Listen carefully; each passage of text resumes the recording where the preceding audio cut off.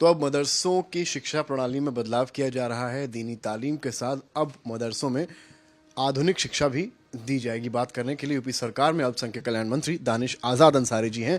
दानिश जी, क्या कुछ रूपरेखा तैयार हो रही है? प्रणाली में क्या कुछ बदलाव किए जाएंगे और क्या इसको मदरसों की बढ़ोतरी के दिशा में देखा जाए? देखिए, यकीनन निश्चित तौर पे उत्तर प्रदेश की हमारी योगी सरकार ने हमेशा बड़ी संजीदगी से उत्तर प्रदेश के जो मुस्लिम समाज के नौजवान हैं उनके बेहतर शिक्षा के व्यवस्थाओं के लिए धरातल पे काम किया है। बात अगर मदरसा शिक्षा की आए तो हम आप देखिए लगातार कि मदरसा शिक्षा को लगातार पिछली सरकारों में उपेक्षा का शिकार होना पड़ा। मदरसा को केवल राजनीति का एक केंद्र सपा और कांग्रेस के लोगों ने बना के रखा था। उसी मदरसा को योगी सरकार ने सत्ता में आने के बाद पॉजिटिव रिफॉर्मेशन से जोड़ के उस मदरसों में पॉजिटिव चेंजेस करके वहाँ के बच्चों को विकास, उन्नति, रोजगार और अच्छी शिक्षा की तरफ आगे बढ़ाने का काम किया। मदरसा शिक्षा हमारे मुस्लिम, गरीब, पिछड़े, पासमानदा मुस्लिम नौजवानों के लिए बहुत अहम केंद्र है। वहाँ पे अच्छी एजुकेशन डिलीवर हो, क्वालिटी ऑफ एजुकेशन डिलीवर हो, ऐसी शिक्षा दें जिससे रोजगार से सही तरीके से कनेक्ट हो पाए मदरसे के हमारे छात्र। इन तमाम बिंदुओं पे हम काम कर रहे हैं।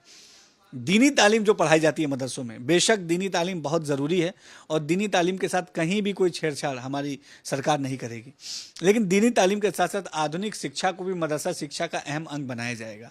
Maths, science, computer, Hindi, English जैसे सब्जेक्ट्स को भी अब हम कंपलसरी मदरसों में करेंगे ताकि मदरसे में पढ़ के जब बच्चा बाहर निकलता है, देखिए आप सीनेरियो देखिए, जब मदरसे में पढ़ के जब बच्चा निकलता है तो उसको एक दुनिया मिलती है जिसमें बहुत कंपटीशन है और उस कंपटीशन को वो मजबूती से फेस कर पाए, ये हमारी सोच है। तो वहाँ से जब बच्चा आधुनिक शिक्षा और दीनी तालीम जब दोनों तालीम लेके निकलेगा तो यकीनन वो बच्चा बेशक वो चाहेगा तो मुंशी मौलवी बनेगा, अगर वो चाहेगा तो डॉक्टर, IAS, IPS बनेगा। लेकिन अनिवार्य कई सारी चीज़ें की गई हैं, वो क्या बिंदु हैं जो पहले नहीं थे और अब हैं? देखिए, जैसे दीनी तालीम अनिवार्य है, दीनी तालीम की शिक्षा लेनी है। इसके साथ साथ मैथ्स, इंग्लिश, हिंदी, ये जनरल स्टडीज़, इनको हम कंपलसरी करेंगे। स्पोर्ट्स स्टडीज़ को कंपलसरी करेंगे, स्पोर्ट्स एक्टिविटीज़ को कंपलसरी करेंगे। इसके अलावा साइंस लैब्स हम डेवलप करेंगे मदरसों में, हम कंप्यूटर लैब डेवलप करेंगे मदरसों में। हम जो मदरसों के जो टीचर्स रिक्रूटमेंट है उसमें पारदर्शिता लाएंगे। ऑलरेडी जो टीचर्स वहाँ पे काम कर रहे हैं उनके लिए टीचर्स ट्रेनिंग प्रोग्राम TTP हम लॉन्च करेंगे, जिसमें उनको कैसे आधुनिक शिक्षा से हम जोड़ सकें, इन तमाम चीज़ों पे काम करेंगे। मदरसा के पैटर्न को टोटल डिजिटल ऑनलाइन करेंगे। एक मदरसा ई-लर्निंग ऐप हमने शुरू किया था, एक एप्लीकेशन है जिसमें मदरसा का पूरा करिकुलम एप्लीकेशन पे था। उस एप्लीकेशन को और अच्छे से उस एप्लीकेशन को फंक्शनिंग में लाएंगे। इसके अलावा मदरसों में स्किल डेवलपमेंट सेंटर्स को मजबूत करेंगे। मदरसों में जो मिनी ITI वर्तमान में है उसके ढांचे को मजबूत करेंगे। जो मदरसे में पढ़ने वाली हमारी जो छात्राएं हैं, हमारी जो बहनें हैं, उनको बेहतर कनेक्टिविटी, स्किल डेवलपमेंट से कैसे जोड़ा जाए, रोजगार परक शिक्षा से कैसा जोड़ा जाए, करियर काउंसलिंग को हम कैसे कनेक्ट करें मदरसों में, इन तमाम चीज़ों के लिए हम करिकुलम डिज़ाइन कर रहे हैं।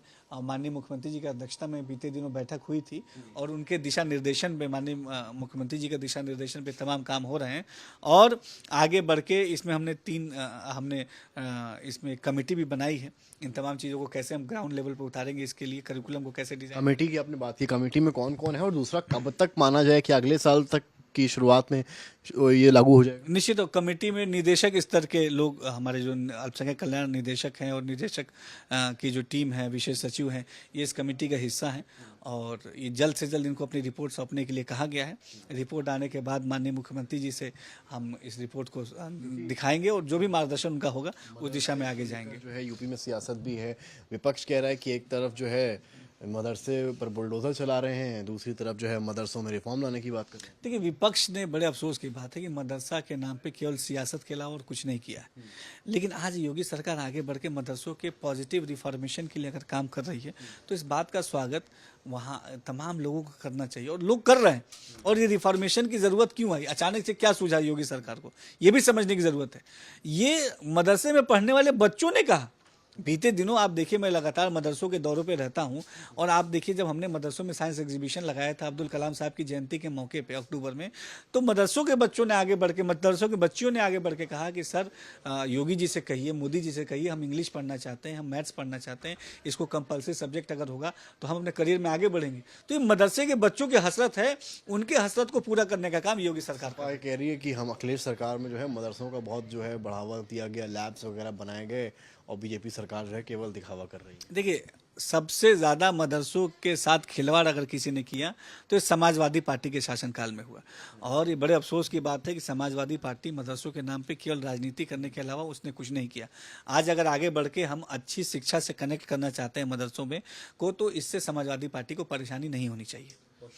दानिश अंसारी हैं, अल्पसंख्यक कल्याण मंत्री हैं, और साफ कह रहे हैं कि मदरसों की बढ़ोतरी के लिए, मदरसों के हक के लिए ये लड़ाई जारी रहेगी और विपक्ष को इससे परेशानी नहीं होनी चाहिए। कैमरामैन गौरव के साथ समर्थ श्रीवास्तव, लखनऊ आज तक।